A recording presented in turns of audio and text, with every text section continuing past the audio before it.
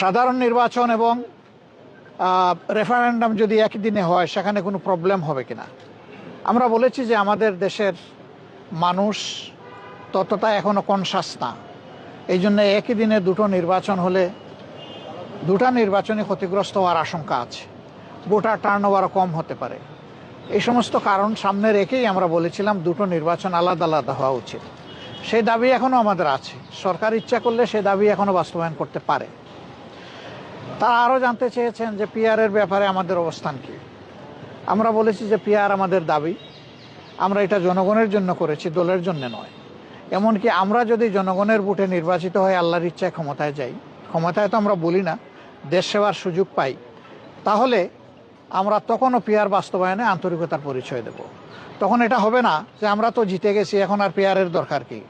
অতীতের যে কালচার, এটাকে আমরা পাল্টে দিতে চাই। মানুষ এখন অনেক রাজনৈতিক দলের কমিটমেন্টের উপরে আস্থা রাখে না, বলে যে আপনারা আগে তো গিয়েছেন ক্ষমতায়, আমরা দেখেছি আপনারা তো কমিটমেন্ট রক্ষা করেন না। এই যে একটা ব্যাড কালচার হয়ে গেছে, এটাকে পাল্টানোর দায়িত্ব কাউকে না কাউকে নিতে হবে, সেই দায়িত্বটা আমরাই নিতে চাই। আপনারা দোয়া করবেন।